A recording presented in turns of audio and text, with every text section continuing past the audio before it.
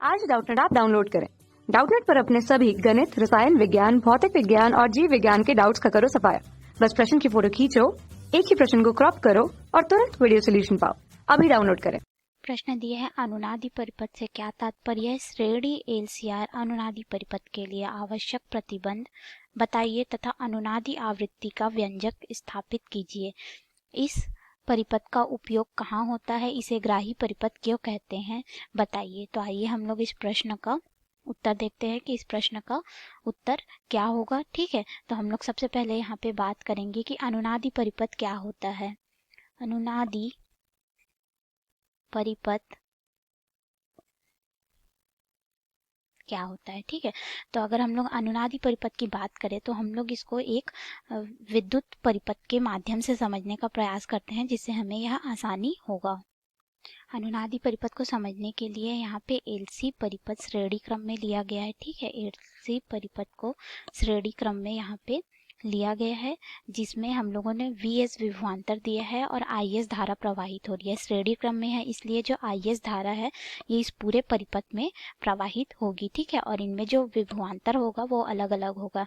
अगर हम लोग प्रेरकत्व के लिए बात करेंगे तो वीवेल विभवांतर प्राप्त होगा, और हम लोग धारिता के लिए बात करेंगे या संधारित्र के लिए बात करेंगे तो वीसी विभवांतर प्राप्त होगा। ठीक है, तो इसमें लेकिन धारा जो है दोनों में ही समान रहेगी। तो हम लोग इसको क्या करते हैं, इनके सदिश ग्राफीय निरूपण से समझ लेते हैं कि यह किस तरह से धारा और विभवांतर के लिए अपना अभिलक्षण प्रदर्शित करता है। ठीक है, तो हम लोग यहाँ पे एलसी परिपथ लिए हैं, तो एलसी परिपथ के माध्यम से हम लोग यहाँ पे अभिलाक्षिक वक्र इन लोग का देख लेते हैं कि यह धारा के लिए कैसे प्रदर्शित करेंगे। देखिए, हम लोग श्रेणी परिपथ लिए हैं तो इसमें धारा जो है वो उभयनिष्ठ है, तो हम लोग धारा को क्या करेंगे, उभयनिष्ठ में ले लेंगे। ठीक है, हम लोगों ने धारा को उभयनिष्ठ में ले लिया क्योंकि दोनों में धारा का मान समान होगा। अब अगर हम लोग बात करें प्रेरकत्व की, ठीक है, प्रेरकत्व की अगर हम लोग बात करें तो इसमें जो धारा प्रवाहित होती है वह उसके वीएल यानी कि उसमें लगे विभवांतर के धारा से 90 अंश के साथ जो है वो अग्रगामी होता है। यानी कि हम लोग घड़ी की विपरीत दिशा में चलना प्रारंभ करें। ठीक है, घड़ी की विपरीत दिशा में चलना प्रारंभ करें धारा से, तो हमें यहाँ पे जो प्राप्त होगा वो मान होगा वीएल का, यानी कि प्रेरकत्व के पास में जो विभवांतर है वो हमको प्रदान करेगा। क्यों? क्योंकि जो प्रेरकत्व का विभवांतर होता है वह धारा के सापेक्ष में 90 अंश के साथ अग्रगामी होता है, अग्रगामी होता है। ठीक है, और अगर हम लोग यहाँ पे धारिता या संधारित्र की बात करें तो जो संधारित्र होता है उसमें अगर हम लोग धारा को उभयनिष्ठ लेके चले तो यह इसमें जो प्राप्त विभवांतर होता है वह धारा के साथ 90 अंश के कोण के साथ पश्यगामी होता है। ठीक है, पश्यगामी होता है, तो हमें यहाँ पे VC प्राप्त होगा और इसमें ये 90 अंश के कोण के साथ पश्यगामी हमको मिलेगा। तो यह कैसे मिला इसको भी समझ लेते हैं। देखिए, अगर हम लोग VC की बात करें तो हम लोग घड़ी की विपरीत दिशा से चलना शुरू करेंगे तो हमें VC यहाँ पे जो विभवांतर मिल रहा है C के सापेक्ष में वह क्या है, यहाँ पे देखिए हम लोग घड़ी की विपरीत दिशा में इधर से चलना शुरू करेंगे तो हमको सबसे पहले विभवांतर C के सापेक्ष में मिल रहा है, फिर धारा मिल रही है, इसलिए यह 90 अंश के साथ पश्यगामी हो गया। ठीक है, इसकी हम लोग π/2 रेडियन से भी पश्यगामी भी बोलते हैं। और अगर हम लोग इसकी बात करें तो हम लोग यहाँ से अब घड़ी की विपरीत दिशा में चलना चालू करेंगे। ठीक है, तो हमें सबसे पहले यहाँ पे प्रेरकत्व के लिए विभवांतर मिलेगा, फिर उसके लिए धारा मिलेगी, इसीलिए यहाँ पे जो प्रेरकत्व होता है वो अग्रगामी होता है 90 अंश के साथ। ठीक है, इसको हम लोग π/2 भी बोल सकते हैं। तो हम लोगों ने यहाँ पे समझ लिया कि इसमें धारा और जो हमारा विभवांतर है वह किस तरह से एक दूसरे से संबंधित है। ठीक है, अब हम लोग यहाँ पे देखें कि हम लोग अनुनाद की बात करें। ठीक है, अनुनादी परिपथ की बात करें तो देखिए यहाँ पे जो श्रेणी क्रम में ये समायोजित है तो इसमें जितनी धारा प्रवाहित हो रही है उतनी धारा इसमें प्रवाहित हो रही होगी।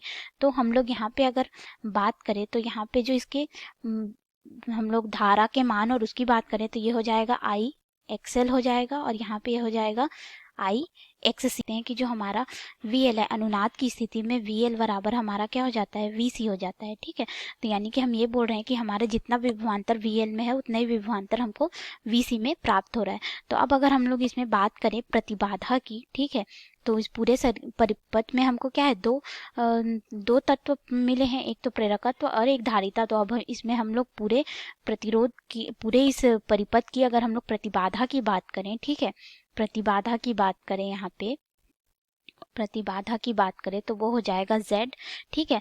और Z जो होता है वो हमारा होता है वर्गमूल, ठीक है, उस पूरे परिपथ में जितना भी हमारे पास प्रतिरोध है, प्रतिघात है, ठीक है, वो सब होता है। तो इसमें तो हम लोग को एक भी प्रतिरोध नहीं मिला है, लेकिन हमें यहाँ पे क्या हो रहा है, प्रेरकत्व प्रतिघात और धारिता प्रतिघात पता है, लेकिन ये दोनों यहाँ पे क्या है, बराबर है, ठीक है। ये हो जाएगा XL ऋण XC, ठीक है। ये दोनों में से किसी एक को भी घटाएं तो इसका मान हमें क्या होता है, शून्य प्राप्त हो रहा है यहाँ पे।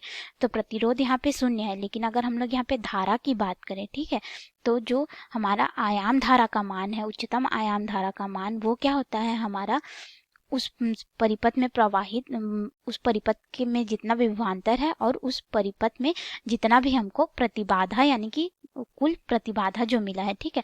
तो हमने अभी भी देखा कि जो प्रतिबाधा का मान है वो तो शून्य है, अगर हम लोग इसको यहाँ पे रख देंगे तो ये हमारा क्या हो जाएगा, उसका जो विभवांतर लगाए हैं वो, और प्रतिबाधा का मान शून्य। और हम लोग जानते हैं 1/0 का मान क्या होता है, अनंत होता है, ठीक है। 1/0 का मान हमको यहाँ पे अनंत प्राप्त होता है। तो हम लोग यहाँ पे आयाम धारा की बात करेंगे तो हमारे पास ये क्या हो जाएगा, हमारे पास अनंत आएगा, अनंत में हम लोग v का गुणा करेंगे तो वो भी हमको अनंत प्राप्त होगा। यानी कि हम कह सकते हैं कि यहाँ पे हमें इतनी ज़्यादा मात्रा में धारा प्राप्त हो रही है जिसकी गणना हम नहीं कर सकते हैं, ठीक है। गणना नहीं कर सकते हैं तो आइए हम लोग इस परिपथ में देखते हैं कि इसमें क्या होगा। जो ये विभवांतर आरोपित करेगा उससे क्या हो जाएगा, इसमें इतनी धारा आएगी कि यह जो हमारा प्रेरकत्व है उसको पूरी तरह से आवेशित कर देगा। जब ये आवेशित होगा तो अपना आवेश क्या करेगा, यह धारिता को स्थानांतरित कर देगा। और जब यह धारिता को स्थानांतरित करेगा अपना आवेश, अपनी ऊर्जा, तो धारिता पूरी तरह से आवेशित हो जाएगी और हमारा जो प्रेरकत्व है वो पूरी तरह से खाली हो जाएगा।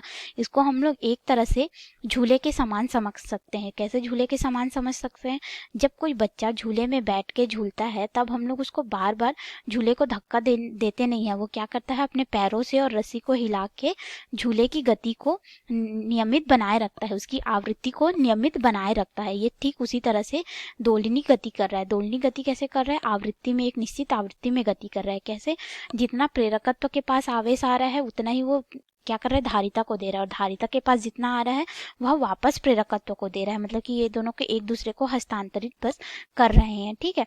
तो यह अनुनादी परिपथ होता है, और अनुनादी परिपथ के लिए यह हमारे पास जो रहता है, यह प्रतिबंध प्राप्त होता है कि जो आयाम धारा का मान है वह अनंत होना चाहिए। अनंत यानी कि अधिकतम से अधिकतम हमें आयाम धारा का मान मिलना चाहिए। यानी कि आयाम धारा का मान क्या होना चाहिए, अधिकतम हमको प्राप्त होना चाहिए, ठीक है। अब हम लोग को यहाँ इस प्रश्न में अगला पूछा गया है कि श्रेणी LCR अनुनादी परिपथ के लिए आवश्यक प्रतिबंध बताइए। तो हम लोग अनुनादी परिपथ को समझ लिए, अब हम लोग LCR श्रेणी अनुनादी परिपथ को देख लेते हैं। यहाँ पे हमने श्रेणी LCR परिपथ का चित्र ले लिया है। देखिए इस श्रेणी LCR परिपथ में हम लोग V विभवांतर प्रोवाइड देते हैं, ठीक है, जो पूरे इस परिपथ में हमको प्राप्त होता है, और इसमें हम लोग I धारा प्रवाहित करते हैं। तो I धारा इस श्रेणी इस क्रम में समायोजित है, इसलिए जो धारा होगी पूरी परिपथ में एक समान होगी, ठीक है। और इनमें जो विभवांतर होगा वो अलग अलग होगा। प्रतिरोध के सापेक्ष जो विभवांतर मिलेगा वो VR होगा, प्रेरकत्व के सापेक्ष जो विभवांतर मिलेगा वो VL मिलेगा, और हमारे पास धारिता के सापेक्ष जो विभवांतर मिलेगा वह हमको VC प्राप्त होगा, ठीक है। इन तीनों का सदिश योग हमें क्या करेगा, विभवांतर प्रदान करेगा। तो आइए हम लोग इन लोग का सदिश निरूपण देख लेते हैं कि कैसे होता है। हमने थोड़ी देर पहले ही अनुनादी परिपथ को समझा, उसी के आधार पे ही हम लोग इसका भी सदिश निरूपण करेंगे, ठीक है। तो इसके सदिश निरूपण के लिए हम लोग यहाँ पे क्या करते हैं, सबसे पहले हम लोग धारा को उभयनिष्ठ ले लेते हैं, क्योंकि श्रेणी अनुनादी परिपथ है, ठीक है। श्रेणी LCR अनुनादी परिपथ को ले रहे हैं तो इसमें क्या हो जाएगी, जो प्रवाहित होने वाली धारा है वो उभयनिष्ठ हो जाएगी। और हम लोग जानते हैं कि जो प्रतिरोध के सापेक्ष में जो विभवांतर मिलता है वह धारा की ही दिशा में होता है, ठीक है। तो यही हमको ये जो फेजर है, ग्राफ है, वो हमको क्या दिखाएगा, VR के लिए विभवांतर दिखाएगा। अब हम लोग प्रेरकत्व में आते हैं। तो प्रेरकत्व में हमने अभी सीखा कि हम लोग घड़ी की विपरीत दिशा में देखें तो जो हमारा प्रेरकत्व के पास जो विभवांतर होता है वह धारा से क्या होता है, अग्रगामी होता है 90 अंश के कोण के साथ। यह 90 अंश या फिर π/2 कला के साथ अग्रगामी होता है VL से। और जो हमारा धारिता के सापेक्ष में जो विभवांतर होता है VC, वह क्या होता है, धारा के सापेक्ष में, ठीक है। ये जो हमारा VL होता है वो धारा के लिए क्या होता है, पश्चगामी होता है 90 अंश या फिर π/2 कला के साथ में। इतना हम लोग पहले भी समझे थे, अभी भी समझ लिया। और हम लोग ये भी जानते हैं कि जो अनुनाद के लिए प्रतिबंध होता है उसके लिए होता है VL का मान VC के बराबर होना चाहिए। अर्थात हम यह कह सकते हैं कि जितना विभवांतर हमारे पास VL में है, ठीक है, यानी कि प्रेरकत्व में है, उतना ही विभवांतर हमारे पास क्या होना चाहिए, धारिता के पास भी होना चाहिए। और हम लोग अच्छे से जानते हैं कि जो प्रेरकत्व, इसमें जो हमारा विभवांतर होगा वो IR होगा। इसके लिए क्या हो जाएगा, IXL हो जाएगा। तो XL यहाँ पे प्रेरकत्व प्रतिघात है और यहाँ पे IXC हो जाएगा। ये IXC जो है वो धारिता प्रतिघात या संधारित्र प्रतिघात होता है, ठीक है। ये हम लोग देख लिया। और R यहाँ पे प्रतिरोध होता है। और जो I है वो तीनों में उभयनिष्ठ रहेगा, क्योंकि यह श्रेणी परिपथ है। श्रेणी परिपथ में धारा सारे जितने भी उसमें तत्व कनेक्टेड रहते हैं या फिर जुड़े रहते हैं उनके लिए समान होता है। तो अब हम लोग यहाँ से हम लोग निकालना प्रारंभ करें तो हम लोग देखेंगे कि हमारे पास जो VL का मान है वो कितना हो जाएगा, IXL बराबर ये हो जाएगा IXC, ठीक है। फिर ये हमको मिलेगा, तो धारा तो दोनों में समान है, तो यहाँ से धारा और धारा का मान कट जाएगा, ये हो जाएगा XL बराबर XC। और हम लोग जानते हैं जो प्रेरकत्व प्रतिघात होता है, ठीक है, उसका मान अगर हम लोग आवृत्ति के रूप में निरूपित करें तो XL का मान क्या हो जाता है, यहाँ पे ओमेगा L हो जाता है, ठीक है। और ओमेगा L का मान क्या होता है, 2πfL, ठीक है। और हम लोग अगर यहाँ पे धारिता प्रतिघात की बात करें XC की, तो ये होता है हमारा 1/ओमेगा C और ये हो जाता है 1/2πfC, जहाँ पे F जो है वो उन लोग की आवृत्ति को बताता है, ठीक है।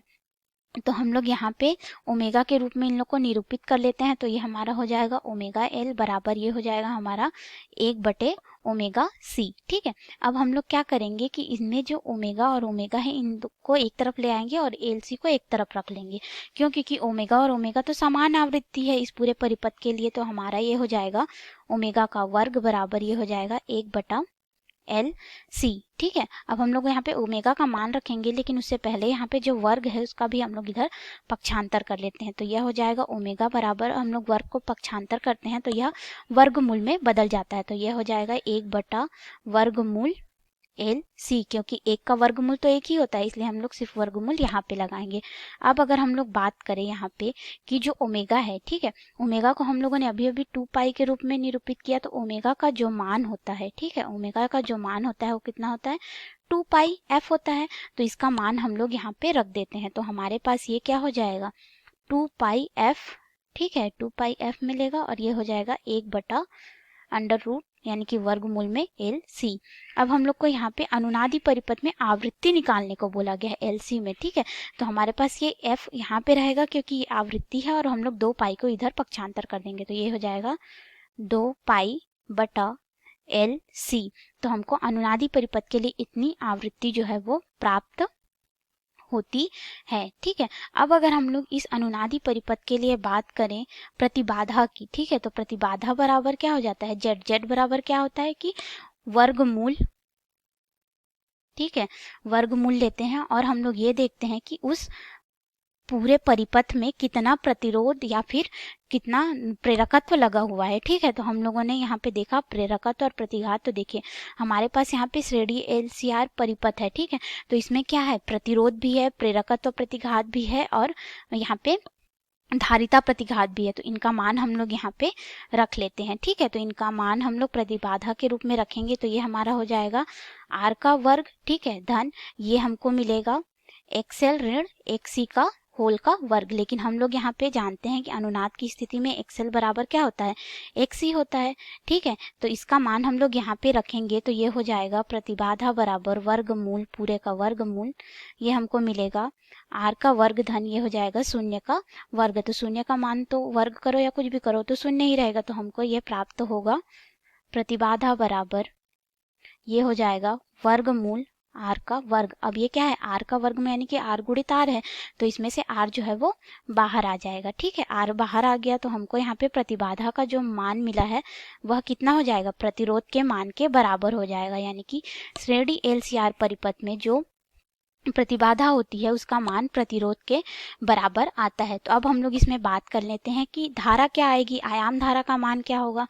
तो हम लोगों ने अभी अभी अनुनादी परिपथ के प्रतिबंध में देखा कि जो आयाम धारा होती है, ठीक है, या उस परिपथ की धारा होती है, वो I0 क्या होता है, उसमें लगाया गया विभवांतर बटा पूरे सर्किट का प्रतिबाधा। ठीक है, तो यहाँ पे प्रतिबाधा हमारा कितना है, आर के बराबर है। ठीक है, तो हम लोग यहाँ पे मान रख देंगे, तो हमारे पास यहाँ पे I0 बराबर क्या हो जाएगा, V बटा आर हमको प्राप्त होगा। ठीक है, तो हम ये बोल रहे हैं कि जो इस श्रेणी LCR परिपथ होता है जिसमें प्रतिबाधा का मान क्या होता है, निम्नतम हमको प्राप्त होता है, जिसके वजह से यह क्या होगा, प्रतिरोध के बस बराबर हो जाएगा, तो हमको यह निम्नतम प्राप्त होगा। यानी कि हम लोग बोल सकते हैं कि यह शुद्ध जो है वो प्रतिरोध वाला परिपथ है। ठीक है, तो हमें आयाम धारा का मान जो है वो इतना मिलेगा। देखिए, ठीक है, आयाम धारा का मान इतना मिलेगा। अब हम लोग ये जान गए कि प्रतिबाधा का मान जो है वो निम्नतम है, यानी कि कम से कम है, तो आयाम धारा का मान हमको यहाँ पे अधिकतम प्राप्त होगा। आयाम धारा का मान अधिकतम प्राप्त होगा, इसीलिए हम लोग जो श्रेणी LCR परिपथ होता है, ठीक है, श्रेणी LCR परिपथ, अनुनादी परिपथ जो होता है, श्रेणी LCR अनुनादी परिपथ, अनुनादी परिपथ, इसको हम लोग क्या बोलते हैं, करंट मैग्नीफायर बोलते हैं, यानी कि धारा प्रवर्धक के रूप में जाना जाता है। क्यों, क्योंकि इसमें जो प्रतिबाधा होती है वह मिनिमम यानी कि कम से कम प्राप्त होती है, जिसकी वजह से धारा का मान हमको अधिकतम प्राप्त होता है। तो हम लोग इसको क्या बोलते हैं, धारा प्रवर्धक के रूप में भी जानते हैं, धारा प्रवर्धक के रूप में भी जानते हैं। माफ करिएगा, यहाँ पे LCR जो परिपथ होता है वो हमको धारा प्रवर्धक नहीं वोल्टता प्रवर्धक देता है। क्यों, क्योंकि इसमें हम लोग को धारा का मान अधिकतम प्राप्त होता है, क्योंकि हम लोग का जो धारा का मान हमको यहाँ पे क्या हो रहा है, अधिकतम प्राप्त हो रहा है, जबकि हम लोग का जो प्रतिरोध है वो न्यूनतम है, इसलिए यह क्या होता है, वोल्टता प्रवर्धक होता है, वोल्टता प्रवर्धक के नाम से जाना जाता है, वोल्टता प्रवर्धक के नाम से जाना जाता है। ठीक है, अगर हम लोग श्रेणी अनुनादी परिपथ की कुछ विशेषताओं के बारे में बात करें तो यहाँ पे जो विशेषताएं होंगी, तो पहली विशेषता की अगर हम लोग बात करें तो हमने अभी अभी देखा कि जो इसमें जो परिपथ में जो होता है कि प्रेरकत्व प्रतिघात और जो हमारा धारिता प्रतिघात होता है, यानी कि XL बराबर XC, ये दोनों क्या हो जाते हैं, बराबर हो जाते हैं। ठीक है, तभी हमको अनुनाद की स्थिति प्राप्त होती है। तो यह इसकी पहली विशेषता है कि दोनों का मान यहाँ पे बराबर होता है।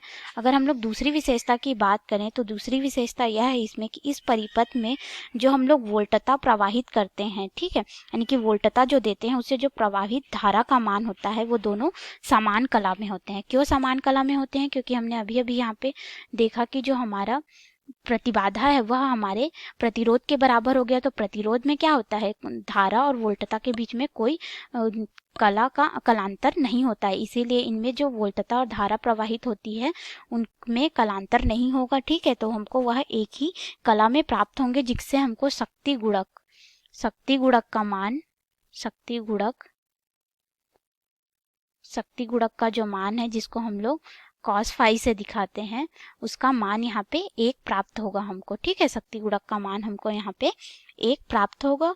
और अगर हम लोग इसकी और विशेषता के बारे में बात करें तो इसकी विशेषता यह है कि इस परिपथ में प्रतिबाधा तो न्यूनतम हो जाती है, प्रतिबाधा क्या हो जाती है, न्यूनतम हो जाती है, मिनिमम हो जाती है। ठीक है, न्यूनतम हो जाती है, जिसके वजह से यह जो प्रतिबाधा है वो क्या हो रही है, न्यूनतम हो रही है। ठीक है, प्रतिबाधा का मान यहाँ पे कम से कम हो रहा है, प्रतिबाधा का मान हमको यहाँ पे कम से कम मिल रहा है, जो कि बराबर हो जाता है, लगभग बराबर हो जाता है उस श्रेणी के प्रतिरोध के बराबर। ठीक है, उस परिपथ के प्रतिरोध के बराबर, जिसके वजह से हमको क्या होता है, धारा का मान अधिकतम मिलता है, जिसके वजह से हमको यहाँ पे धारा का जो मान है वह अधिकतम प्राप्त होता है। ठीक है, और अगर हम लोग इसके और विशेषता की बात करें तो इस परिपथ की जो अनुनादी आवृत्ति जो रहती है वो परिपथ के ओमीय प्रतिरोध पर कोई प्रभाव नहीं पड़ता। ठीक है, यानी कि अगर हम लोग आगे बात करें तो इसकी जो आवृत्ति होती है, इस परिपथ की आवृत्ति जो होती है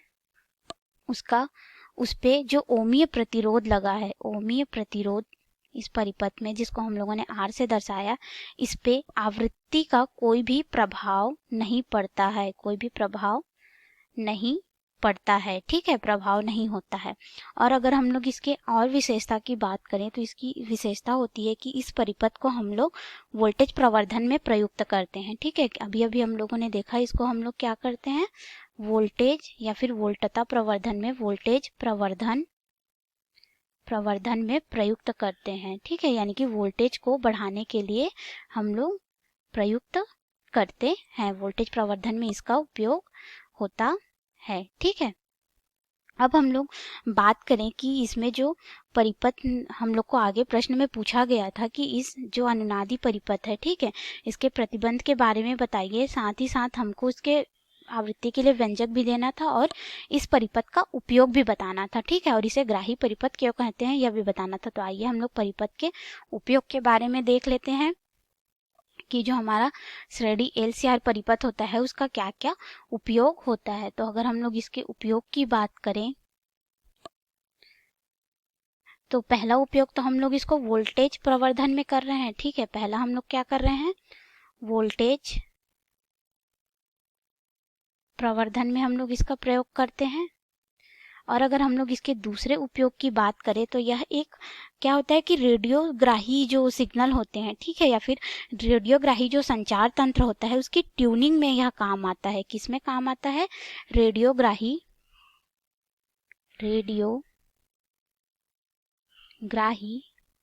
जो हम लोग का होता है या फिर रेडियो सिग्नल्स जो होते हैं उनके एंटीना की ट्यूनिंग में काम आता है, एंटीना की ट्यूनिंग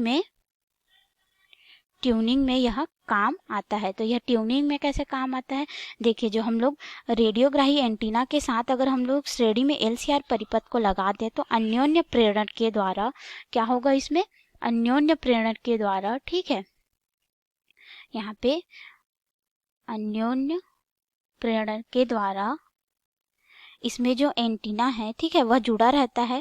जब इसमें भिन्न भिन्न प्रसारण केंद्रों से प्रसारित भिन्न भिन्न आवृत्तियों की विद्युत चुंबकीय तरंगे एंटीना से टकराती हैं तो उस परिपथ से भिन्न आवृत्ति के वोल्टेज प्रेरित होते हैं, ठीक है, जिनमें से रेडियो अपने परास, आवृत्ति परास के उस वोल्टेज को अपने में ले लेगा, जो भी हम लोग का स्टेशन रहेगा, ठीक है, स्टेशन रहेगा वो अपने परास को उसमें ले लेगा और फिर उसका प्रसारण करेगा। तो इसलिए LCR परिपथ जो है रेडियोग्राही ट्यूनिंग में होता है अन्योन्य प्रेरण की क्रिया द्वारा।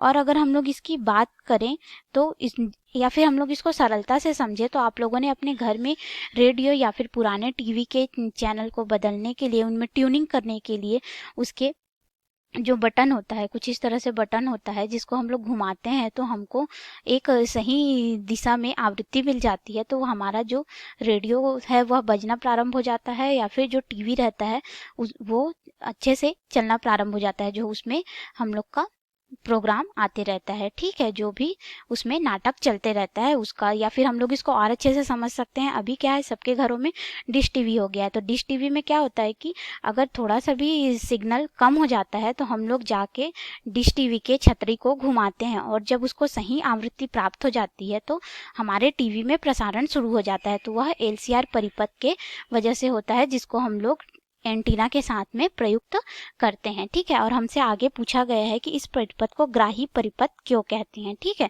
हमको यहाँ पे पूछा गया है कि इसको ग्राही परिपथ क्यों कहते हैं, ग्राही परिपथ।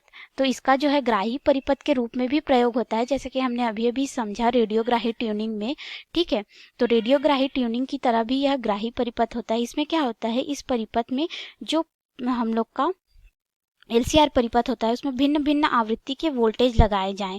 भिन्न भिन्न आवृत्ति के अगर हम लोग वोल्टेज लगाएंगे, यानी कि अलग अलग आवृत्ति के हम लोग इस पे क्या कर रहे हैं, वोल्टेज लगा रहे हैं, ठीक है, भिन्न भिन्न आवृत्ति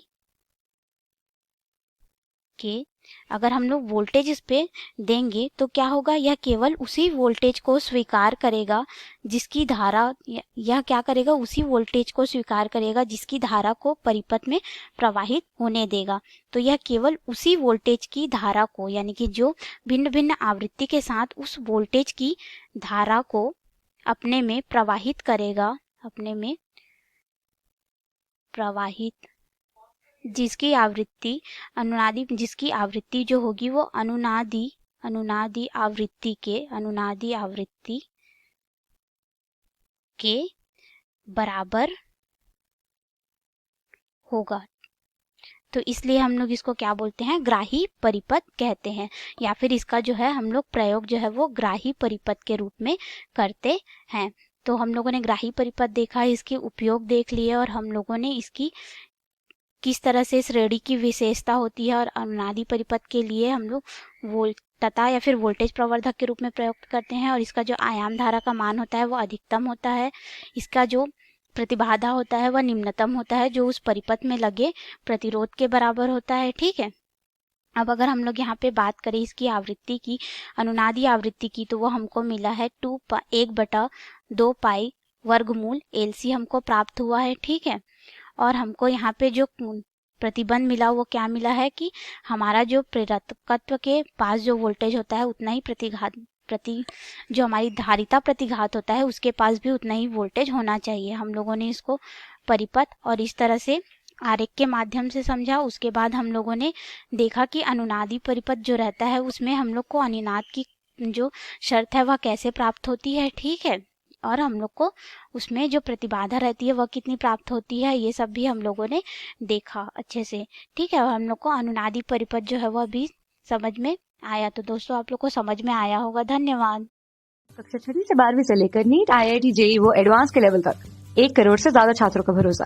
आज ही डाउनलोड करें डाउटनेट ऐप या व्हाट्सएप करें अपने सारे डाउट्स 8400 400 400 पर।